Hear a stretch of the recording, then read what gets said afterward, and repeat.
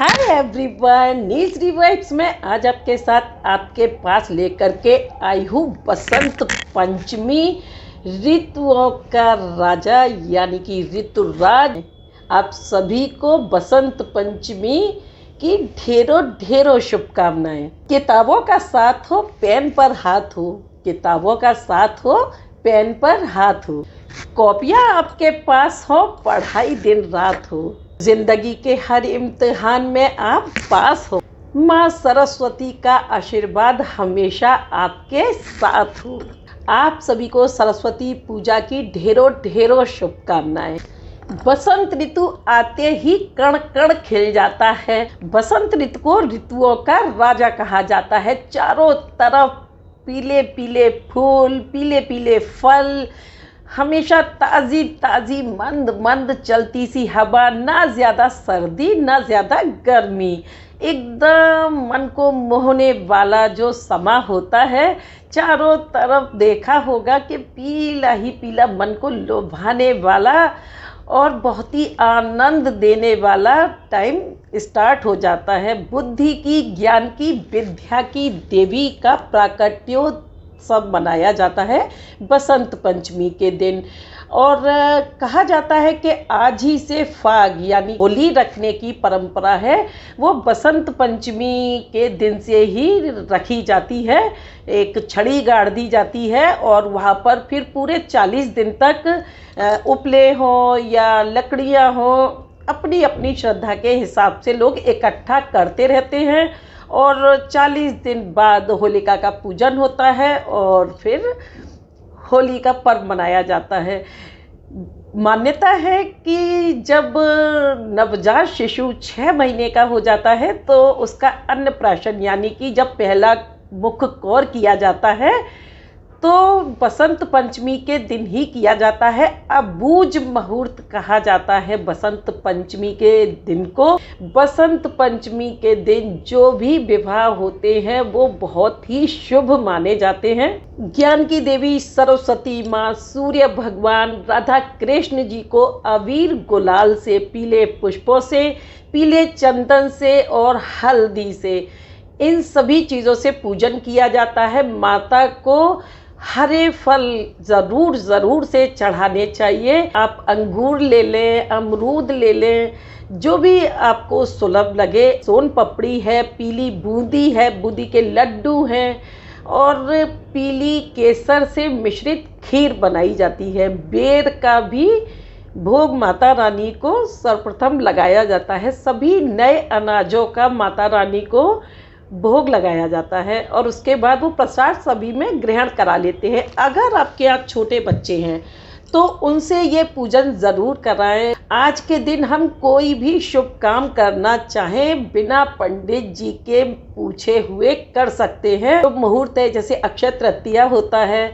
उसी तरीके से ये मुहूर्त भी बहुत बेस्ट माना जाता है। अबूझ मुहूर्त होता है, इसमें जो शादियां नहीं बन रही होती है वो भी हो जाती हैं। बच्चों का मुंडन है, नामकरण संस्कार है, गृह प्रवेश है, कोई नया वाहन खरीदना है, जो भी चीज़ आज खरीदेंगे बहुत ही ज़्यादा बढ़ोतरी करने वाली होगी। किसी भी व्यापार का आपको आरंभ करना है तो आज के दिन से आप बेझिझक कर सकते हैं। तो माता रानी का पंचामृत से स्नान कराएं और उसके बाद उनको हल्दी से तिलक करें।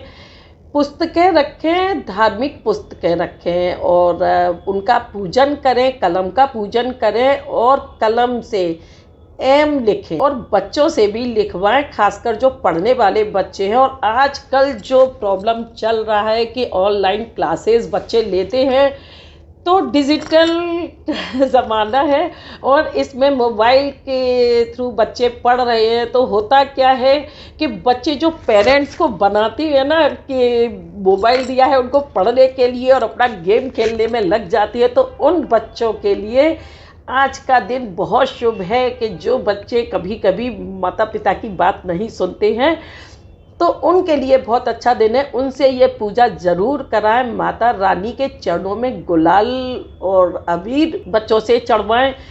और फलों का जो है माता रानी को भोग लगवाएं और सरस्वती चालीसा का पाठ जरूर करवाएं।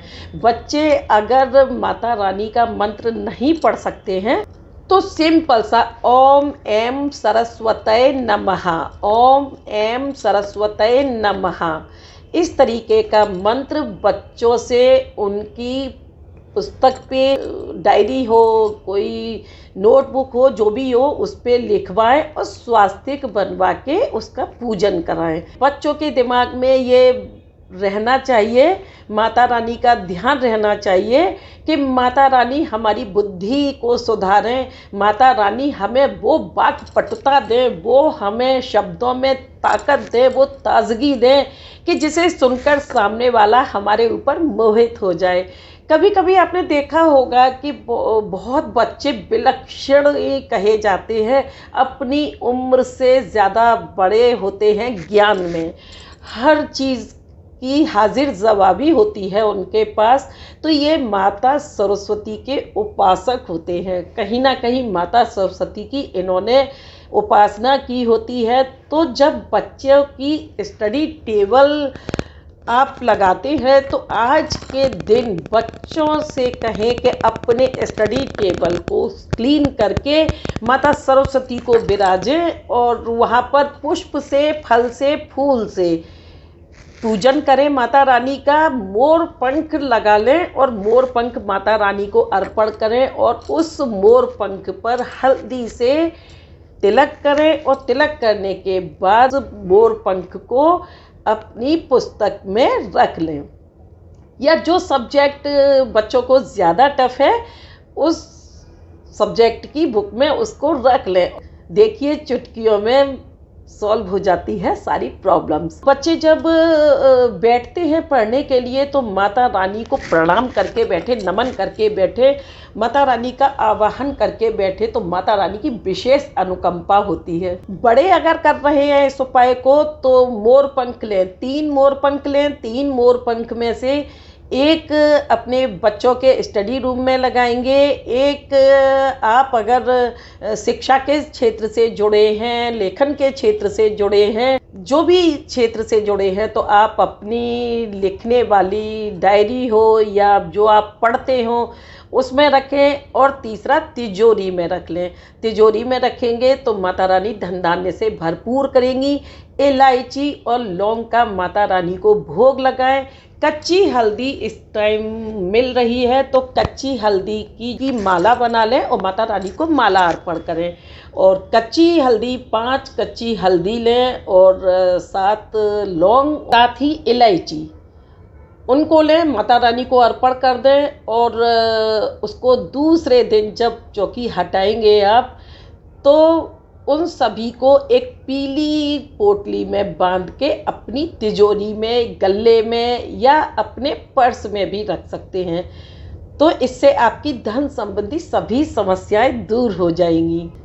कुछ बच्चों, बड़े भी कभी कभी साफ उच्चारण नहीं कर पाते हैं शब्दों का, या बच्चे हकलाते हैं, या कभी कभी प्यार में बच्चे तुतला के बोलते हैं, तो उन बच्चों के लिए आज के दिन कर लें एक छोटा सा उपाय। शहद लें, चांदी की कटोरी में शहद लें और उस शहद से माता रानी का भोग लगाएं। माता रानी को 5 या 7 बार माता रानी को भोग लगाएं। माना जाता है कि वो माता रानी का जूठा हो गया। उसी शहद से अपने बच्चे की जिह्वा पर एम लिख दें। एम लिखेंगे तो बच्चे में वाक पटुता आएगी। और ये एक ही दिन के प्रयोग नहीं होते हैं, 21 दिन तक आप इसको कर सकते हैं लगातार, की पूजा डेली करते ही हैं। बच्चों को भी आदत डालें कि मंदिर में नहाने के बाद अपना शीश झुकाएं। बहुत टाइम तक बच्चे पढ़ने वाले पूजा नहीं कर सकते हैं तो शीश तो झुका ही सकते हैं। जब हम बड़े पूजा करते हैं तो दीप जलता हुआ होता है तो उस दीप को प्रणाम ज़रूर करें। तो उसी तरीके शहद को रख लें और उस शहद से डेली क्या कहते हैं एम अपने बच्चे की जीभ पर लिखें। अगर बच्चा समझदार है तो खुद भी लिख सकता है। और ये प्रयोग बड़ों के लिए भी है, बड़े भी इस प्रयोग को कर सकते हैं। और तेज पत्ता लें, एक तेज पत्ता लें और उस तेज पत्ते पर शहद से एम लिख लें। ये तो बहुत इजी हो जाएगा, क्योंकि अपनी ही टग पे लिखना थोड़ा मुश्किल होता है। तो उस तेज पत्ते पे, तेज पत्ता शुद्ध होना चाहिए, तेज पत्ते पे एम लिख लें और माता सरस्वती के 11 या 21 मंत्र पढ़कर, माना जाता है कि कोई भी चीज़ सिद्ध हो जाती है तो माता रानी के समक्ष रख दें और मंत्रों से उस पत्ते को अभिमंत्रित कर लें और फिर अपनी जीभ के नीचे दबा के उसको थोड़ी देर के लिए रखें। ऐसा प्रयोग अगर करेंगे, लगातार करना पड़ेगा ये प्रयोग, देखेंगे। और ये मेरा आजमाया हुआ प्रयोग है, इसलिए मैं बता रही हूँ। और ये इसको करके देखें तो बच्चे का जो हकलाहट है, जो वर्ड्स क्लियर नहीं निकलते हैं, वो सारी समस्याएं जो हैं दूर हो जाएंगी। वीडियो बड़ा हो जाएगा, मैं माता रानी की चालीसा डिस्क्रिप्शन बॉक्स में डाल दूँगी, उसमें आप पढ़ सकते हैं। 2 मंत्र भी आपको लिख दूँगी, क्योंकि वो क्लियर होने चाहिए। और आज मैंने अपने बच्चों से पूजन कराया है माता रानी का, और बच्चों ने बड़े विधि से किया भी है। आजकल बच्चे बहुत दूर हो रहे हैं इन चीज़ों से, तो ये छोटे छोटे से जो पर्व होते हैं इन्हें हमें ज़रूर मनाना चाहिए। कहीं कहीं पतंग उड़ाने की भी परंपरा है, गंगा के घाट जो सिटीज़ हैं उनमें पतंगे भी उड़ाते हैं। तो बस कहते हैं ना, पूरा माहौल एकदम खुशगवार होता है। कोयल जो है, आम पे अभी फूल आ रहा है, आम बोर बोलते हैं जिसको, तो हरियाली हरियाली है, गेहूं के खेत दहला रहे हैं, चने आ गए हैं चने के खेतों में। तो ये अनाज जो है, सरसों के फूल जो हैं, उनसे माता रानी का पूजन विशेष किया जाता है, तो माँ की विशेष अनुकंपा होती है। मैं थोड़ी अस्वस्थ हूँ, तो आज मैंने मीठा चावल नहीं बनाया है। हाँ, माता रानी को मीठी चीज़ें देने की कोशिश की है, मिठाइयों के ज़रिए, फलों के ज़रिए। तो यहाँ मैं कहूँगी कि कोई भी देव हो, हमारे आराध्य देव हमारे मन के भाव को समझते हैं। इस भाव को बिल्कुल अपने मन से निकाल दें कि हमने ये नहीं किया तो ये पूजा हमें नहीं लगेगी, बिल्कुल भी नहीं। कहते हैं ना कि कुछ ना करने से कुछ करना ज़्यादा अच्छा होता है।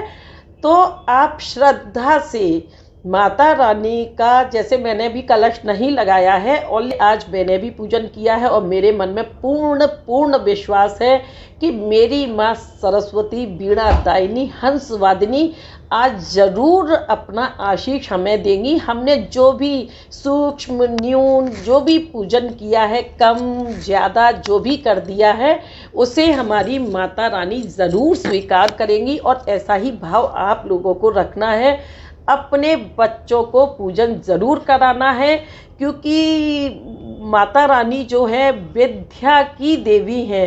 तो ये स्टूडेंट्स के लिए बहुत ज़्यादा मायने रखता है। माता रानी के पूजन को स्कूल में भी कराते हैं। माता रानी का पूजन जो है वो दोपहर में ही होता है। अब मैं लेती हूँ यहाँ आपसे विदा, और दिखाऊंगी मैं आपको छोटी छोटी अपनी पूजा की कुछ झलकियाँ। हरे रंग के फल फिर कहूँगी माता रानी को दें, इससे हमारा बुध ग्रह जो है वो मजबूत होता है। शनिवार का दिन है, तो शनिवार के दिन हनुमान जी की भी पूजा कर लें। माता रानी को पीले फलों में बूंदी दी है और पीले लड्डू दिए हैं बूंदी के। हनुमान जी के भी प्रिय हैं ये। गणेश जी का आवाहन करके ही माता रानी का या किसी भी पूजन को स्टार्ट किया जाता है। तो आज भी माता रानी के पूजन में सबसे पहले गणेश जी का आवाहन करेंगे, ध्यान करेंगे। आप गंगा किनारे हैं और आप पर कोई फल नहीं है, फूल नहीं है, कुछ भी नहीं है, सूर्य देव आपके सामने है, माता गंगा के सामने है। गंगा माता के जल को अंजलि में लेके सूर्य भगवान को जो जल अर्पण करते हैं, वो हमारा सूर्य देव को अर्घ्य माना जाता है। और वहीं सभी देवी देवताओं को, अपने पितरों को भी आज के दिन हम तर्पण करते हैं। और माता रानी के हम दीपक भी जलाते हैं। हो सके तो आटे के दीपक बना लें और उन दीपक को देसी घी की बाती से ही जलाएं। और जलने के बाद वो दीपक जो है लौ से ना पक जाते हैं, बहते हुए जल में प्रवाहित कर दें। अगर बहते हुए जल की व्यवस्था नहीं है तो उन्हें गाय माता को खिला दें। माता प्रसन्न होती हैं और हमें बल बुद्धि विद्या और ज्ञान देती हैं। और जब हमारे पास ज्ञान होता है तो हमें किसी चीज़ का भय भी नहीं होता। सारे धन चोरी किए जा सकते हैं, लेकिन एक ज्ञान का धन ही ऐसा है जो कोई भी चोर कितना भी माइंडेड हो नहीं चुरा सकता। तो फिर कहूँगी, मेरे प्यारे प्यारे छोटे छोटे से बच्चे ज़रूर ध्यान दें। आज से माता रानी का आपने स्टार्ट किया है, 21 दिनों तक इस पूजा को आप कर लें। कुछ भी नहीं करना है, बस अपनी स्टडी टेबल पे माता रानी को रखेंगे तो उनको नमन करना है, स्टडी करनी है, माता रानी का ध्यान करना है। माता रानी आप सभी को बल बुद्धि विद्या से परिपूर्ण करेंगी। उम्मीद करती हूँ कि आप लोगों को वीडियो पसंद आई होगी। पसंद आई है तो लाइक करें, सब्सक्राइब करें मेरे चैनल को फ्रेंड्स एंड फैमिली के साथ। पहली बार आए हैं चैनल पे तो बेल आइकन को प्रेस करना बिल्कुल भी ना भूलें, ताकि मेरे वीडियोस के नोटिफिकेशन फर्स्ट एंड फर्स्ट आपके सामने हो। हंसते रहें, हंसाते रहें, मस्त रहें, व्यस्त रहें, देखते रहें मेरे साथ नील्स डी वाइब्स को। Thanks for watching.